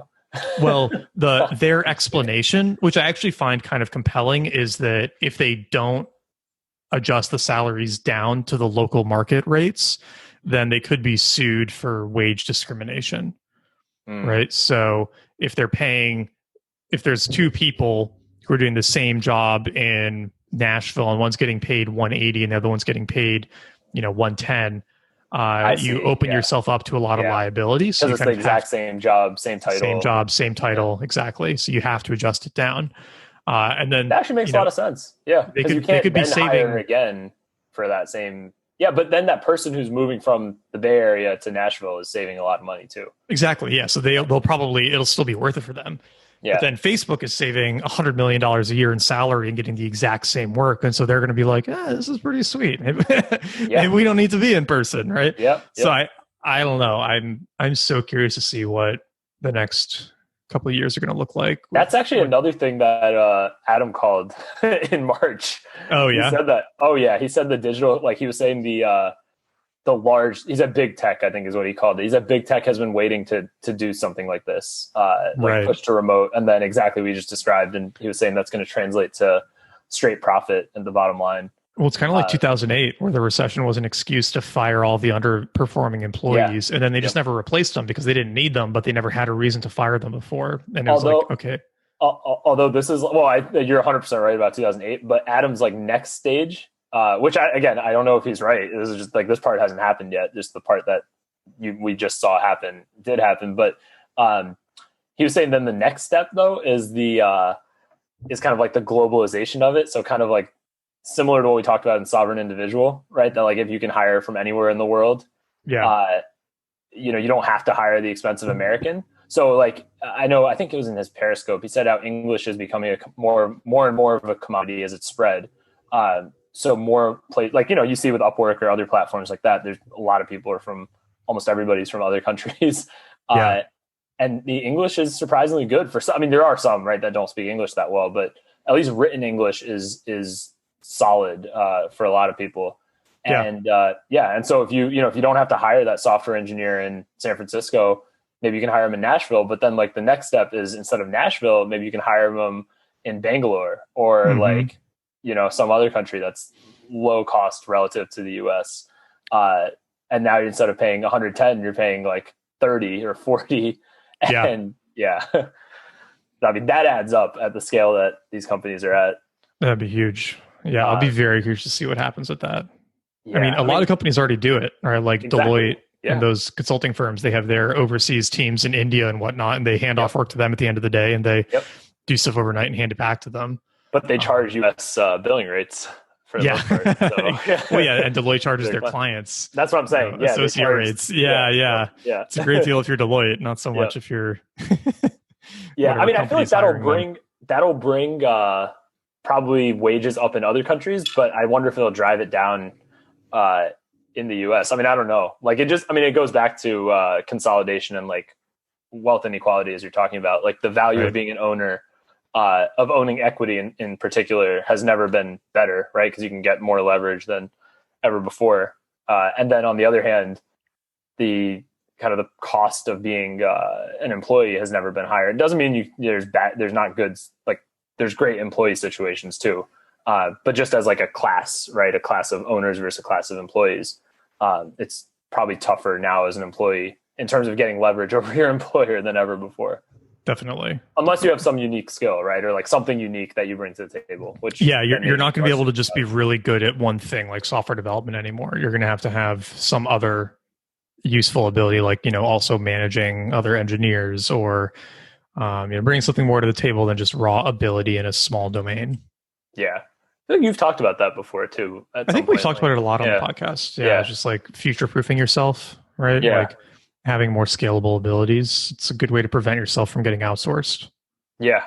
Oh, and another thing I got to give you some credit for, because you're one of the inspirations for this, is like, I think we started talking about it at the very beginning, but since COVID, like everything has gone remote. So it's actually helped me since I haven't had the ability to travel for a while. So it's helped me because I can do all sorts of work now. And, nobody expects me to like, even if it's like a little workshop or something, right? Based on my book or based on some of the other stuff I've done, I don't have like, nobody's expecting me to like, come to our, accelerator in Cleveland or, whatever. It's not part of, and if you say, I want to do it remote, people used to look at you weird or be like, well, really? Like, how do we do that? Now it's like just expected. So it has helped me quite a bit, but my time constraints are still there of like, given the caregiving situation, I work maybe like, I'd say about 3 hours on average a day, right? So it's to like get a lot of work done in those 3 hours. It took me years to get to this, but like finally started, looking more at like automations and, just being like using tools like that are out there that have been out there that I've been maybe a little stubborn to use, like even little things like Airtable or, like Zapier I've used a little bit now. And I mean, like, there are a lot of things out there to kind of give yourself more leverage, save yourself time, which, even though those tools like in our bubble feel like they're everywhere, they're still so rare in the broader kind of business world. Like people don't even know about them. Have you played with Rome yet? That was just going to be my segue to Rome, as I have not, but it is on my list to check out. I've never actually really I have a Notion account, but I haven't really gotten into it. I'm still a Google Docs person for the most part. Yeah. But I do want to try out Rome because like I think I saw maybe you posted a video or I saw it maybe you just retweeted it, but just like the relationships that can be built between ideas, I thought were really cool. Like, it's so great. Yeah. It's my favorite tool I've used. I can tell. If anybody follows Nat, this is like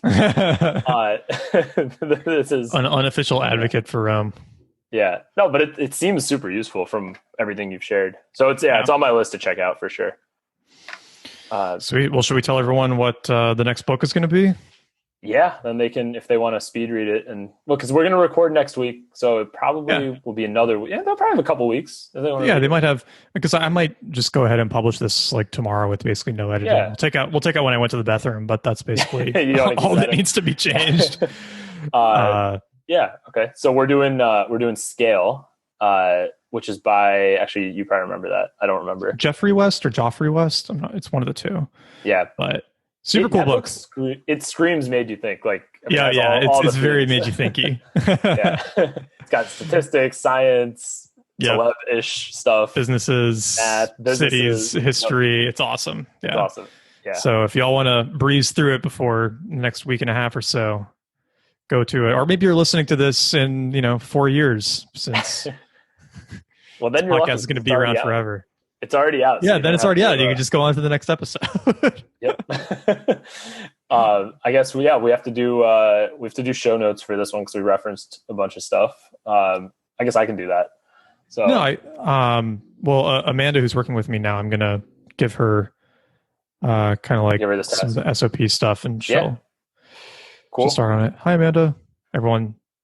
Yeah, Andre's stopped doing his podcast business. So yeah, because he's doing some other stuff now. I know. Yeah, exactly. He's got a lot of other cool projects going on. So yeah, Andres, if you're listening to this, shout out to you. You did a lot of hard work dealing with our some of our edits that had to be done. Some of those earlier episodes where we were both in my apartment and like. There was all the hallway noise and the sirens and the pepper noise. And oh man, that was when we switched to doing it remotely after I moved out. He was so happy. Because then there were the 2 tracks also, right? Yeah, you got the 2 tracks. Exactly. Yep. Oh yeah, it probably saved him so much time. Yeah, I bet the first ones he was probably like, why I'm charging too little for this. Like, this is not seriously. This is not worth it. But yeah, so we will have this episode out soon. The next episode is Scale. We haven't decided. Well, actually, we did decide what's after that. I just haven't started that book yet. Right? What did we decide was after that? I thought we were going to do Energy and Civ.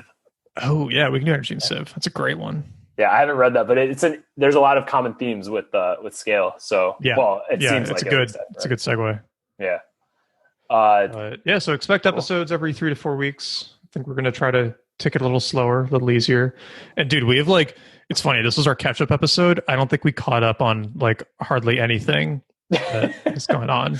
Yeah, this is more like catch-up / current events. Yeah, this is more like a current events, just hang out and talk for 2 hours, reference old episodes, which is great. Yeah. But we'll just have to interweave stuff that's gone on in the last year and a half in the next episodes. I feel like that's how we did it in the other episodes anyway. We would always interweave stuff. Exactly. Yeah, maybe we'll start doing the pre-roll at some point again. Remember we used to do that? Oh yeah, we had the bonus minutes. Pre-roll. Yeah, that was cool. People actually listened to that. That was I know people liked it. Yeah, people like that. Well, and we can always do what we're doing now, where at the end we kind of stop talking about the book and just hang and catch up. Yeah, exactly. Well, if anybody has ideas on that too, let us know if there's ideas for whether it's you're interested in. Bonus material, ideas for bonus material, hit us up. Yeah. But I think we're going to try to keep it easy. So minimal editing, no messing with Patreon or anything like that. Just hanging out, talking about books, having a good time, making people think. Yep. That's the goal. Make you think.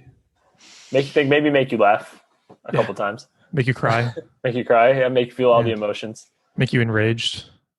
You got other places. No. You got CNN. Yeah, exactly. You go to Twitter for that. You got Twitter. Hopefully we don't make anyone enraged. I'm sure we've made somebody really angry at some point. Oh yeah, remember our voices really pissed one person off. Oh yeah, with the vocal fry. Yeah. It's crazy though. I think about that every time I'm on a podcast now. Yeah. So they kind of did us a favor. They got in our head. Yeah. But they got in our head. It helped. Yeah. Yeah. They're living rent free. Alrighty. Neil, I missed you. Glad we got to do this and excited to do scale next week. Yeah, me too. This is gonna be awesome, and welcome back, everybody. Welcome back.